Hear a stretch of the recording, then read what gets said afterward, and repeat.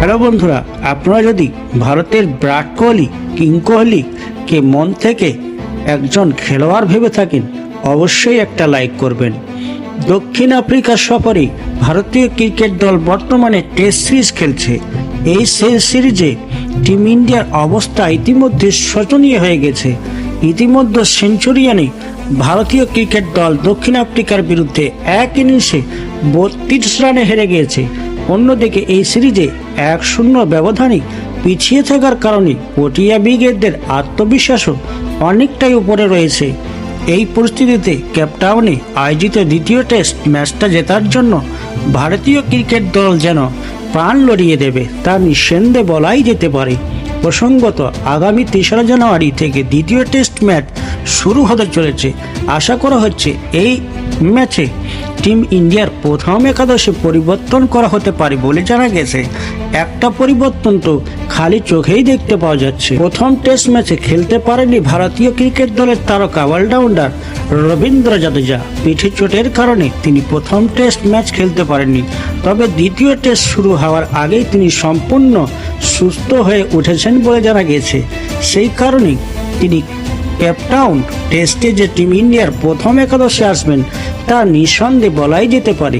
এই পরিস্থিতিতে রবিচন্দ্র অশ্বিনকে বাইরে যেতে হতে পারে বলে জানা যায়, কারণ সেঞ্চুরিয়ান টেস্টে জাদেজার জায়গাতেই অশ্বিনকে সুযোগ দেওয়া হয়েছিল, কিন্তু এই সুযোগ অশ্বিন কাজে লাগাতে পারেনি বলে জানা যায়। ভারতীয় ক্রিকেট দলের পেস বোলার প্রসিদ্ধ কৃষ্ণা সেঞ্চুরিয়ান টেস্টে ডেবিট করেছিলেন, কিন্তু প্রথম ম্যাচে তিনি খুব ভালো একটা পারফরমেন্স করতেই পারেননি। প্রথম টেস্ট ম্যাচে প্রসিদ্ধ 20 ওভার বল করে 93 রান দিয়ে আসেন, কিন্তু স্বীকার করেছেন মাত্র একটি উইকেট।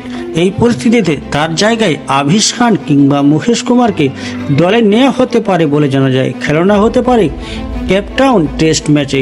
সম্প্রতি আভিশ খানকে মোহাম্মদ শামির জায়গায় দলে নেওয়া হয়েছে।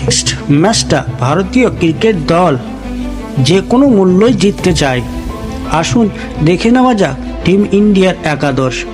অধিনায়ক রোহিত শর্মা, যশস্বী জয়সওয়াল, শুভমন গিল, বিরাট কোহলি, শেষ আয়ার, KL রাহুল, রবীন্দ্র জাদেজা, শার্দুল ঠাকুর, মোহাম্মদ সিরাজ, মুকেশ কুমার, আভিশ খান এবং জসপ্রীত বুমরা। বন্ধুরা, কেমন হয়েছে ভারতের দ্বিতীয় টেস্টের জন্য টিম একাদশ?